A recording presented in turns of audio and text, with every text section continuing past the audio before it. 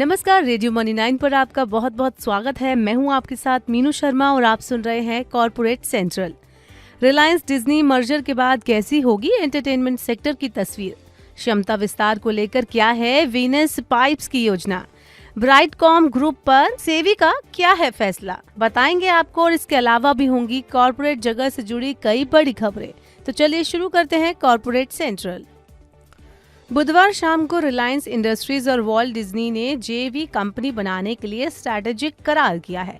दोनों कंपनियों ने भारत के मीडिया कारोबार यानी वायाकॉम 18 और स्टार इंडिया के मर्जर के लिए ये जेवी कंपनी बनाई है, जिसकी वैल्यू 70,352 करोड़ रुपए की है। इस जेवी कंपनी में रिलायंस इंडस्ट्रीज की 16.34% और वायाकॉम की 46.82% हिस्सेदारी होगी और बाकी बची 36.84% हिस्सेदारी डिज्नी के पास होगी। खबर के चलते आज RIL का शेयर करीब 0.25% की बढ़त के साथ 2,930 रुपए 75 पैसे पर, लेकिन टीवी 18 और नेटवर्क 18 के शेयर 5% के निचले सर्किट पर बंद हुए। कोल टू केमिकल बिजनेस में उतरने के लिए दो सरकारी कंपनियां कोल इंडिया और BHEL मिलकर जेवी कंपनी का गठन करेगी। इस जेवी कंपनी में कोल इंडिया की 51% और BHEL की 49 यानी 49% हिस्सेदारी होगी। दोनों कंपनियां ओडिशा में BHEL की तरफ से खुद से विकसित प्रेशराइज्ड फ्लूइडाइज्ड बेड गैसिफिकेशन यानी PFBG टेक्नोलॉजी की मदद से कोयले से अमोनियम नाइट्रेट बनाने वाला प्लांट लगाएंगी। खबर के चलते आज कोल इंडिया का शेयर करीब 1% चढ़कर 438 रुपए 90 पैसे और BHEL का शेयर 2.5% की मजबूती के साथ 230 रुपए 30 पैसे पर बंद हुआ। ब्राइटकॉम ग्रुप का शेयर आज 7% तक फिसलकर 16 रुपए 35 पैसे तक लुढ़क गया। दरअसल मार्केट रेगुलेटर सेबी ने ग्रुप के खिलाफ कन्फर्मेटरी ऑर्डर जारी किया है, जिसमें कंपनी के CMD सुरेश कुमार रेड्डी समेत 23 लोगों पर पाबंदियां जारी रखी गई हैं। ये मामला शेयरों के प्रेफरेंशियल अलॉटमेंट के दौरान हुई गड़बड़ियों से जुड़ा है, जिस पर सेबी ने जांच के बाद 22 अगस्त 2023 को अंतरिम ऑर्डर पारित किया था। कारोबार की समाप्ति पर ब्राइटकॉम ग्रुप का शेयर करीब 0.2% गिरकर 17 रुपए 25 पैसे पर बंद हुआ। मान इंडस्ट्रीज को पाइप्स की सप्लाई के लिए 555 करोड़ रुपए का ऑर्डर मिला है। यह ऑर्डर कंपनी को अगले 6 महीने में पूरा करना होगा। नए ऑर्डर के बाद कंपनी के पास करीब 2000 करोड़ रुपए के ऑर्डर को पूरा किए जाने का बकाया है। खबर के चलते आज मान इंडस्ट्रीज का शेयर करीब 4.5% चढ़कर 396 रुपए 40 पैसे पर बंद हुआ। वीनस पाइप्स को 71.4 करोड़ रुपए जुटाने के लिए बोर्ड से मंजूरी मिल गई है। कंपनी प्रमोटर और नॉन प्रमोटर को 1700 रुपए के भाव पर 4.2 लाख वारंट जारी कर ये रकम जुटाएगी। इस रकम से कंपनी को फिटिंग प्लांट लगाने और क्षमता विस्तार में मदद मिलेगी। अगले चरण की ग्रोथ के लिए कंपनी ने 175 करोड़ रुपए के कैपेक्स का ऐलान किया है, जिसके तहत कंपनी की फिटिंग कारोबार में उतरने और सीमलेस एंड वेल्डेड पाइप में विस्तार की योजना है। कारोबार के अंत में वीनस पाइप्स के शेयर में 5.5% की बढ़त के साथ 1,830 रुपए पर क्लोजिंग हुई और दिन के दौरान शेयर ने 1,879 रुपए की रिकॉर्ड ऊंचाई को भी छुआ। एलकार्गो लॉजिस्टिक्स ने Trans India Real Estate Limited यानी TREL, BRE Asia Urban Holdings Limited और Allcargo Multi Modal Private Limited के साथ multi modal share purchase agreement किया है। इस एग्रीमेंट के तहत TREL ने एलकार्गो मल्टी मॉडल के 2.24 करोड़ शेयर यानी 100% हिस्सेदारी BRE एशिया अर्बन को 245 करोड़ रुपए में बेच दी है। खबर के चलते एलकार्गो लॉजिस्टिक्स का शेयर करीब 5.5% चढ़कर 84 रुपए 50 पैसे के स्तर पर बंद हुआ।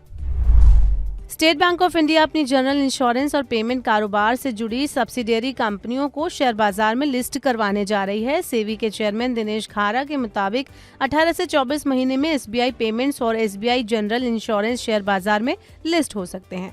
SBI पेमेंट का मूल्यांकन करीब 45,000 करोड़ रुपए आंका गया है, जबकि SBI जनरल इंश्योरेंस का मूल्यांकन 30,000 करोड़ रुपए देखा गया है। खबर के चलते आज SBI का शेयर करीब 1.5% की बढ़त के साथ 753 रुपए पर बंद हुआ। पेटीएम पेमेंट बैंक पर रिजर्व बैंक की कार्रवाई करने से बहुत पहले ही बैंक के खिलाफ उपभोक्ताओं की शिकायतें बढ़ने लगी थीं। पिछले वित्त वर्ष में पेटीएम पेमेंट बैंक के खिलाफ ग्राहकों की शिकायतों में तेज उछाल आया। वित्त वर्ष 2022-23 में पेटीएम पेमेंट्स बैंक को विभिन्न श्रेणियों में 66,751 शिकायतें मिली। शिकायतों की संख्या सालाना आधार पर 2.5 गुना ज्यादा है। खबर के चलते आज पेटीएम का शेयर करीब 2% की बढ़त के साथ 414 रुपए पर बंद हुआ। हालांकि इंट्राडे में शेयर 385 रुपए 90 पैसे तक भी फिसल गया था।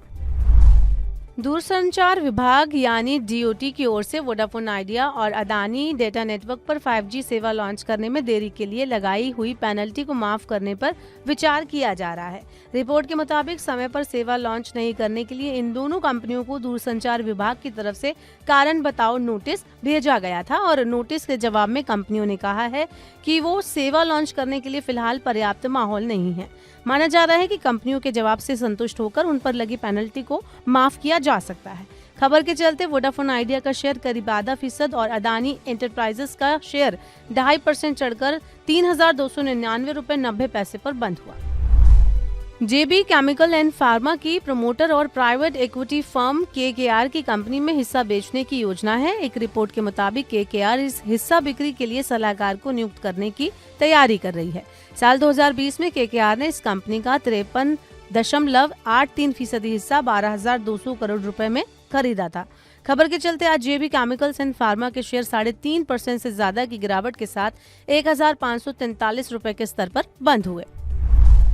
अब बात कर लेते हैं आईपीओ मार्केट की। आज जीपीटी हेल्थ केयर के आईपीओ के तहत जारी शेयरों की बाजार में लिस्टिंग हुई और लिस्टिंग ठीक ठाक रही। एनएसई पर जीपीटी हेल्थ केयर का शेयर 215 रुपए के भाव पर खुला, यानी कि 186 रुपए के इश्यू प्राइस के मुकाबले 15.6% के प्रीमियम पर लिस्ट हुआ। कारोबार के अंत तक जीपीटी हेल्थ केयर का शेयर 215 रुपए के ओपनिंग प्राइस से करीब 7% नीचे 200.25 रुपए पर बंद हुआ, जो कि 186 रुपए के इश्यू प्राइस से करीब 0.8% ऊपर है। एक्जिकॉम टेलीसिस्टम्स और प्लैटिनम इंडस्ट्रीज के आईपीओ को निवेशकों की ओर से शानदार रिस्पांस मिला है। सब्सक्रिप्शन के आखिरी दिन के अंत पर प्लैटिनम इंडस्ट्रीज का आईपीओ 98.86 गुना और एक्जिकॉम टेलीसिस्टम का आईपीओ 129.16 गुना भरने में कामयाब रहा। वहीं आज सब्सक्रिप्शन के लिए खुला मुक्का प्रोटीन्स का आईपीओ पहले ही दिन पूरा भर गया।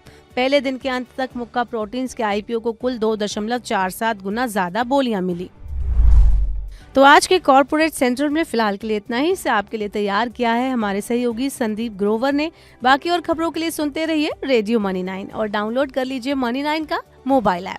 बने रहिए मनी 9 के साथ। मैं हूं आपके साथ मीनू शर्मा। अभी के लिए नमस्कार।